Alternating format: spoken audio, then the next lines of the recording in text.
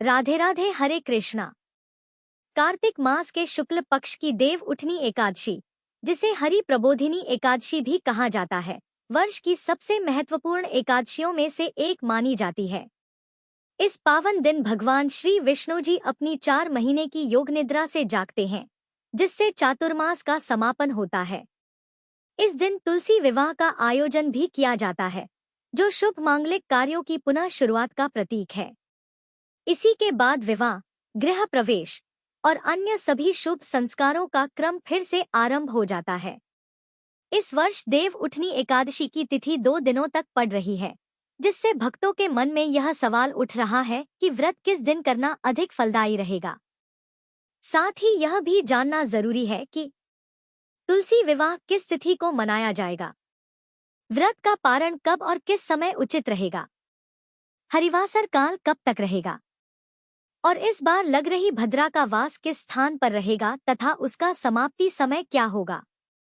इन सभी महत्वपूर्ण बातों की विस्तृत जानकारी आप इस वीडियो में प्राप्त करेंगे। और जो भक्त द्वादशी युक्त एकादशी व्रत का पालन करते हैं, उनके लिए अगली वीडियो में बताया जाएगा कि उन्हें किस दिन व्रत रखना चाहिए और पारण का सही समय कौन सा रहेगा।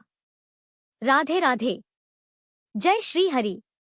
इस बार एकादशी तिथि 1 नवंबर दिन शनिवार को सुबह 9:12 से शुरू हो रही है। इससे पहले तक दशमी तिथि रहेगी और एकादशी तिथि की समाप्ति होगी 2 नवंबर रविवार को सुबह 7:31 पर।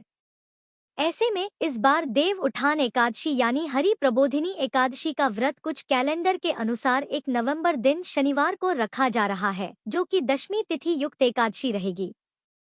लेकिन आपको एक बार फिर से बता दें कि दशमी तिथि मिली हुई एकादशी को शुद्ध नहीं माना जाता है। जब एकादशी व्रत 2 दिन पड़ता है, यानी 2 दिन एकादशी लगी होती है, तो ऐसे में मोक्ष प्राप्ति की कामना रखने वाले सभी भक्तों को शुद्ध एकादशी यानी दोष रहित एकादशी, जो कि द्वादशी तिथि मिली एकादशी होती है, उस दिन व्रत रखना चाहिए। और ऐसे में 2 नवंबर रविवार को द्वादशी तिथि युक्त एकादशी रहेगी। तो जितने भी वैष्णव संप्रदाय के लोग हैं और मोक्ष प्राप्ति की कामना वाले लोग हैं, वह 2 नवंबर रविवार को ही एकादशी का व्रत रखेंगे और अगले दिन व्रत का पालन करेंगे। लेकिन अधिकतर लोग इस बात को अनदेखा कर देते हैं और जिस दिन एकादशी लगती है उसी दिन एकादशी का व्रत रख लेते हैं। तो ऐसे में गृहस्थ जन चाहे तो 1 नवंबर शनिवार को व्रत रख सकते हैं, नहीं तो 2 नवंबर रविवार को शुद्ध एकादशी का व्रत सभी भक्तों को रखना चाहिए। बात करते हैं शनिवार के मुहूर्तों की, तो इस दिन ब्रह्मा मुहूर्त सुबह 5 बजे से 5:48 तक रहेगा। सूर्योदय सुबह 6:36 पर और सूर्यास्त का समय शाम 5:44 रहेगा। प्रातः काल पूजा सुबह 5:15 से 6:33 के बीच में कर सकते हैं। शाम की पूजा शाम 5:36 से 6:54 तक कर सकते हैं और भद्रा काल लगेगा रात 8:27 से और भद्रा काल की समाप्ति अगले दिन यानी रविवार को सुबह 7:31 पर होगी। इस बार भद्रा का वास मृत्युलोक में ही रहेगा और यह समस्त शुभ कार्यों के लिए अशुभ मानी जाएगी। राहु काल सुबह 9 बजे से 10:30 बजे तक रहेगा। अब जानिए रविवार के मुहूर्तों के बारे में। तो 2 नवंबर रविवार को ब्रह्मा मुहूर्त सुबह 5:01 से 5:49 तक रहेगा। सूर्योदय होगा सुबह 6:36 पर। सूर्यास्त शाम 5:44 पर। प्रातः काल पूजा कर सकते हैं सुबह 5:16 से 6:34 तक। शाम की पूजा शाम 5:35 से 6:53 तक कर सकते हैं और भद्रा काल सुबह 7:30 बजे तक समाप्त हो जाएगा।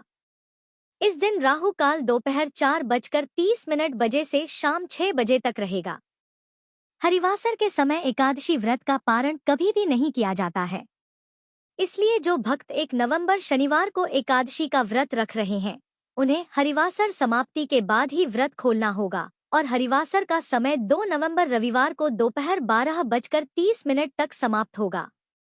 तो सुबह आप पूजा कर सकते हैं, भगवान को भी भोग लगा सकते हैं, लेकिन स्वयं प्रसाद ग्रहण करके व्रत का पारण आप दोपहर के बाद से करेंगे। 11 बजे से लेकर 1 बजे के बीच में भी व्रत नहीं खोला जाता है। तो 2 नवंबर रविवार को आप अपने व्रत का पालना कर सकते हैं।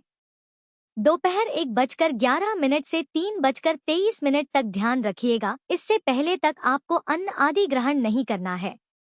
जिस तरह से आप व्रत का पालन करते आए हैं, एकादशी वाले दिन उन सभी नियमों का पालन आपको दोपहर तक करना चाहिए। भगवान विष्णु के जागने के बाद ही तुलसी विवाह प्रारंभ हो जाता है। तो 1 नवंबर शनिवार को भी क्योंकि एकादशी पड़ रही है, तो शाम 5:36 से 6:54 के बीच में आप तुलसी जी का विवाह करा सकते हैं। और ध्यान रखिएगा, इस बार पंच भीखू भी 1 नवंबर शनिवार से प्रारंभ हो रहे हैं। 2 नवंबर रविवार को तुलसी विवाह का शुभ मुहूर्त रहेगा शाम 5:35 से 6:53 तक। जो लोग एकादशी या द्वादशी तिथि के दिन तुलसी जी का विवाह ना करा पाए, वह एकादशी से लेकर कार्तिक पूर्णिमा तक कभी भी ब्रह्मा मुहूर्त में या फिर गोधूली मुहूर्त में, यह 2 मुहूर्त ही तुलसी विवाह के लिए शुभ माने जाते हैं। तो इन मुहूर्तों में भी आप तुलसी जी का विवाह कार्तिक पूर्णिमा तक कभी भी कर सकते हैं। यह थी आज की वीडियो। अगर आपको हमारी यह जानकारी पसंद आई हो तो वीडियो को लाइक करें, शेयर करें और कमेंट बॉक्स में राधे राधे जरूर लिखें। जय श्री हरि, जय श्री विष्णु।